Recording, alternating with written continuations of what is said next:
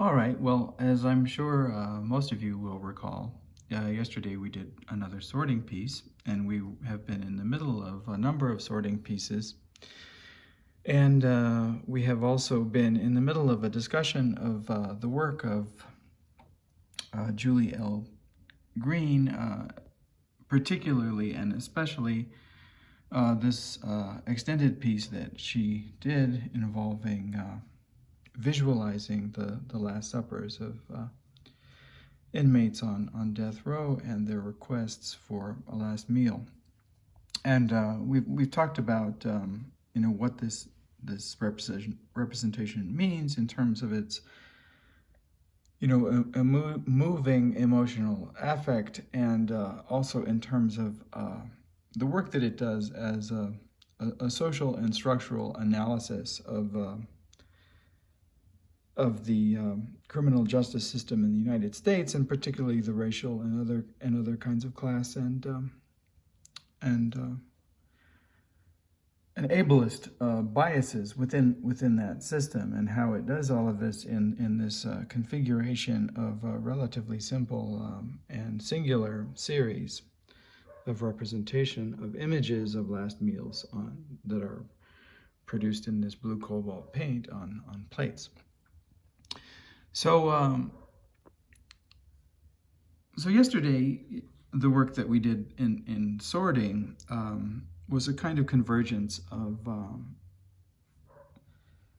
various pieces that involve critiques and criticism of the death penalty, both the death penalty and of the criminal justice system in the United States in general, and sorting pieces related to a moment, that I had described in the 1980s when my use of the pronoun was criticized by a rather famous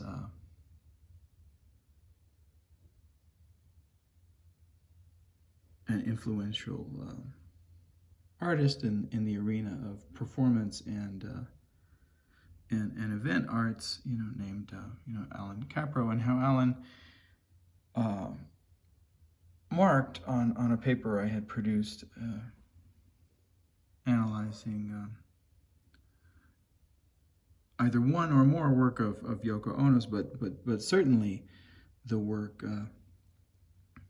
involving the sorting of laundry piece. He had noted that I had used the pronoun she, and he had corrected that and changed it to he, so that the subject position in regarding this artwork was to be designated by the pronoun he and him. And the reasons for my bringing this correction to light relate and focusing on it relate to work that I've done involving marginalized positionalities, and my focus on marginalized positionalities and the oppression of marginalized positionalities since the early 80s, probably even before that, actually. Those elements coming into a kind of convergence, I thought I would extend that work today and talk about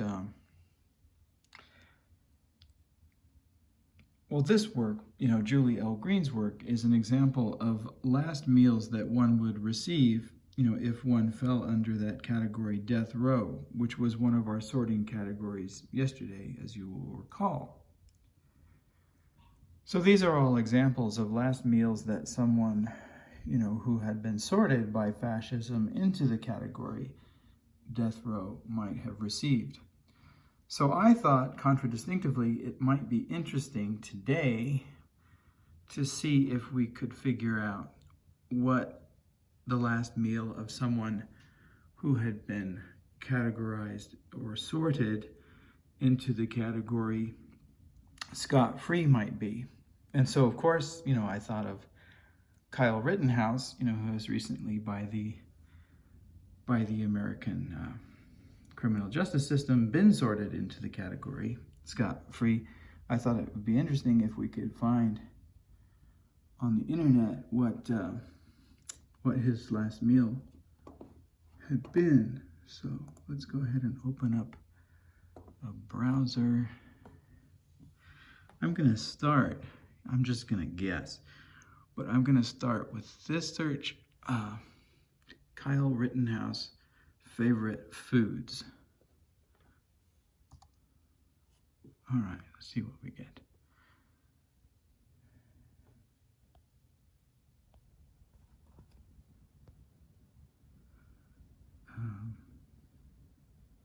Kyle Rittenhouse has been acquitted on all charges by a jury in the Kenosha County Circuit Court. Follow here for the latest. I don't see anything about favorite foods there, so let's check this one. What we know about Kyle Rittenhouse. I don't see anything about foods there either. We may have to hit this additional button, must include foods. This is interesting, Kyle Rittenhouse. This is under food and drink. Let's see what this gives us.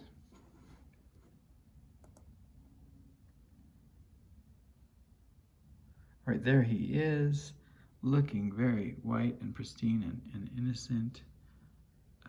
Oh, okay, so this is also an advertisement for a home security system, so we're a little paranoid about our property. I'm not sure what this is, an advertisement for a vacation in the Bahamas. Oh, here we go, Fox News. So we know this is already the fascist perspective. I'm not seeing anything about foods. I think that was just a distraction to get us there because they know that we're hungry. You're always hungry under fascism because you're not receiving the things that you actually need to sustain life, right? Let's see where we are. How not to be a good judge. That reminds me of the construction, you know, how not to build a space-time travel machine. And that could be interesting. Okay, so here's a reference made by the judge to Asian food. Which could be some kind of, I guess, I don't know, could be some kind of veiled white supremacist reference. We know that the judge is a good white supremacist supporting agent of white privilege and its vindications. So, hard to say. We'll wait for this.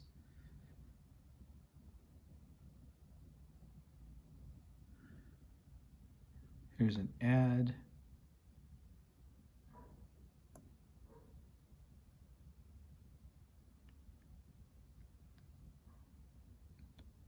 So he made a joke about Asian food, but this doesn't necessarily mean that Kyle Rittenhouse would choose, you know, Asian food for his last meal. This Judge Schroeder has my first name, which is disturbing. It's actually not my first name. My first name was my father's name, and you know, my father was a violent man, and I actually never knew him. He left before I was born, but because of that, and you know, because I don't have a relationship to the person, it would be odd if I used, you know, his name. So I used my middle name. This is probably Judge Schroeder's first name because he may or may not have had a violent and abusive father, and he may or may not, you know, have chosen to use, you know, his middle name as the designation, you know, marking him as a person. But now I'd almost prefer my father's name to this name if it's an association with this, you know, beastly person. So you can't win, can you?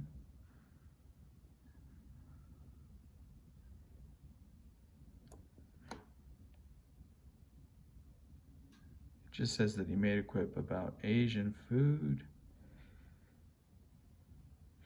one of the things that we can draw attention to here is, the subtle and humorous ways that this judge, tended to draw our attention to racial issues in this trial, right, and the designation of racial issues, and to, in some way, not in some way, but in a variety of ways, soften the impact of the fact that this individual standing trial for murder was in fact, associated with various, hate groups, based on hate groups whose ideologies, begin with assumptions of white superiority and privilege. Again, Fox getting involved. Fox needs to be involved in all things racially biased. Wow, this guy is really not very attractive. Schroeder. We'll call him Schroeder. Okay, here's the quip about the Asian food. Let's see what it is. It's interesting that, it's not, I've never eaten Asian food. I don't really even know what that is. I've been out and we go to a Japanese restaurant or a Chinese restaurant, Thai restaurant, Korean food. I've never been to a restaurant that was blanketly Asian. So that in itself is a sorting, right? It's a lumping. So we could say that Judge Bruce Schroeder, if we wanted to sort him between splitters and lumpers, he's a lumper. So let's sort him into, bless you, into lumpers and see what he has to say about Asian food. He attempted a joke in response to an inquiry about a lunch break. I hope the Asian food isn't on one of those boats along Long Beach Harbor. Oh, okay. So yeah, that's clearly a veiled ethnic slur, isn't it? Right? Because it's not the food that's coming, it's those Asians that are coming into our country, right? That he hopes they aren't, right? One of those boats or boat peoples, right? Escaping the oppression or other forms of natural disaster that cause human displacement. And we don't want those displaced people in our country, right? Coming on those boats along Long Beach Harbor. I'm not sure what the veiled deal is on. I don't spend a lot of time, keeping up on ultra right, fascist lingo and veiled references to really get them all. But I get the general thrust of the violence in this attempted joke. Yeah, I get it, right? And so that's really interesting that at this point a mistrial wasn't announced, and that it was relatively I guess that these papers had noted it, but I guess no one thought that it was serious enough, and that it wasn't a nod in that direction. See, that's where that Asian food would go. Poor Asian food.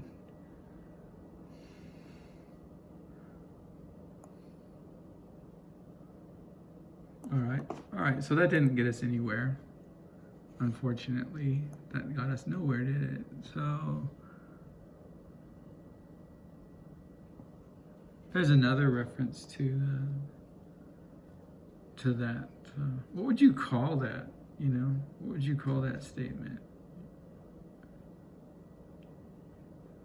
It's a statement of secret association and belonging, isn't it? It's one that ties the racist father to the racist son.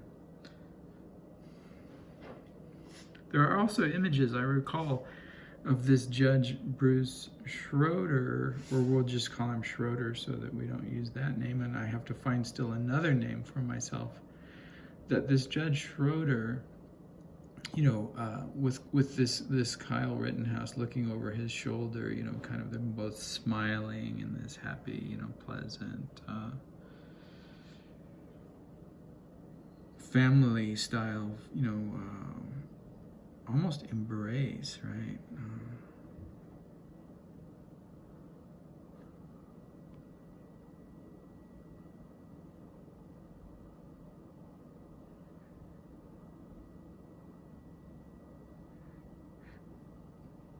More about the Asian food comment.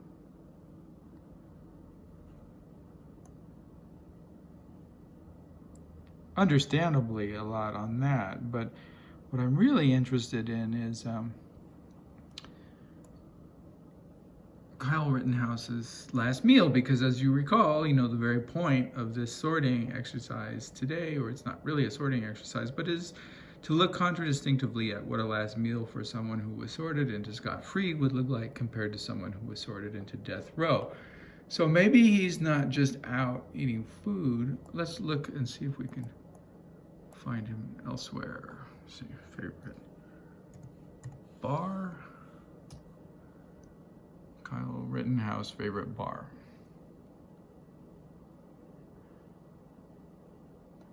Okay, here we go. Kyle Rittenhouse, all smiles at Kiki Bar. So he was crying those crocodile tears in the trial, but weirdly, no tears were issuing down his face. If you recall, he had the expression of crying, but a very, very dry face. Didn't have a runny nose. It didn't look compelling to me. It looked like, to me, and one of the reasons why we did a piece on psychopathology and sociopathology, is it looked to me like a sociopath imitating remorse. I've had some experience with that phenomenon as I worked in the mental health industry for a number of years, but I'm not entirely an expert. But it doesn't say what he had there. Tiki Hut Bar and Grill.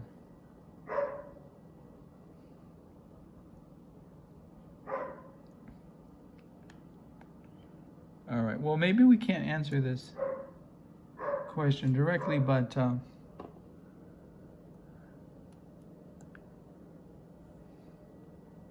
let's do a Tiki Hut, which isn't Asian food, I guess. And tiki sounds like this other construct of the white imaginary, right? Polynesian food, right? So, which is about as much a category as Asian food is. But let's do a search and see if we can find the Tiki Hut Bar and Grill.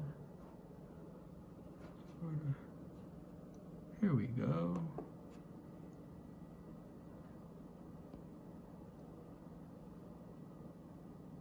I think this is it. So hopefully they have a menu.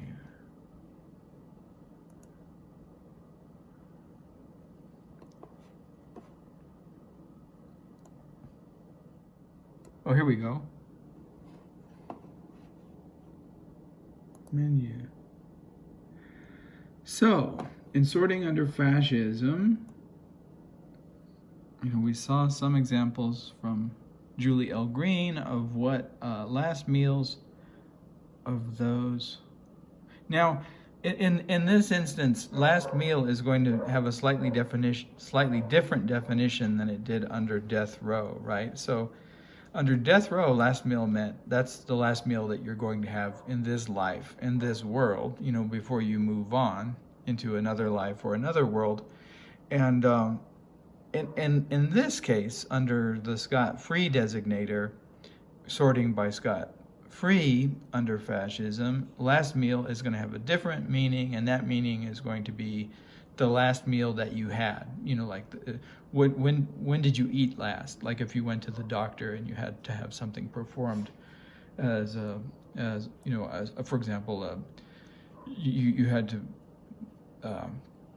have a surgery, or you had to be under anesthesia for another reason, then they would ask you, well, when did you eat last, right? Or for some other procedures they might ask you that as well. So you would say, I last ate 3 hours ago or whatever. So that's the definition we're using here for those sorted into scot-free, and some examples of the things that Kyle Rittenhouse might have had as his last meal, at least according to that particular Google search result, are fried crayfish, fried calamari, a lot of fried things, conch fritters, gator bites. That's disturbing in and of itself. I hope they're not real alligators, but they probably are because it's Florida. Steamed clams, smoked wings. It's not really very healthy food, but he's a child and it doesn't look very healthy. Crab cakes, cold peel and eat shrimp. That I don't know why, but that one seems particularly apt. I'm going for this one. I think the last thing that Kyle Rittenhouse might have had to eat, and therefore his last supper, might have been a cold peel and eat shrimp. But let's see what other options we have. Salads, mozzarella sticks, homemade chips, quesadilla, wings smoked, nachos, classic nachos, chili cheese nachos, South Beach nachos, soups, New England clam chowder. Somehow he doesn't seem like a New England clam chowder type. I'm not sure. Captain's salad. That could be, Captain's salad could be some kind of fascist code. I'm not sure.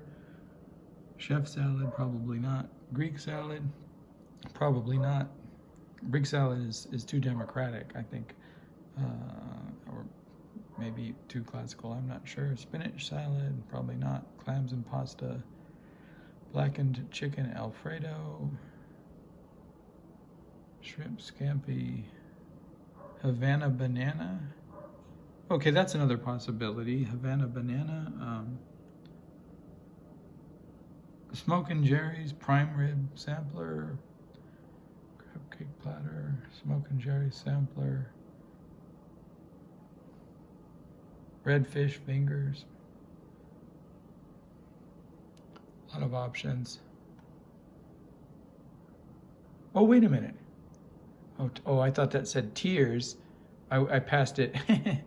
It's beer battered chicken tenders. But I thought, passing it quickly, I don't know why. I guess it was the crocodile tears. They don't serve crocodile tears. They serve gator or something.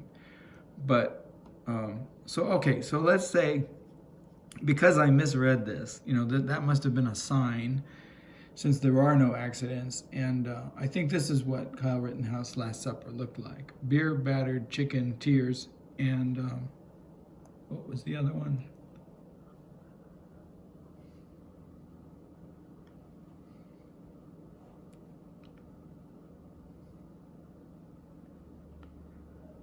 Gator bites and cold peel and eat shrimp. That's my estimate. That's my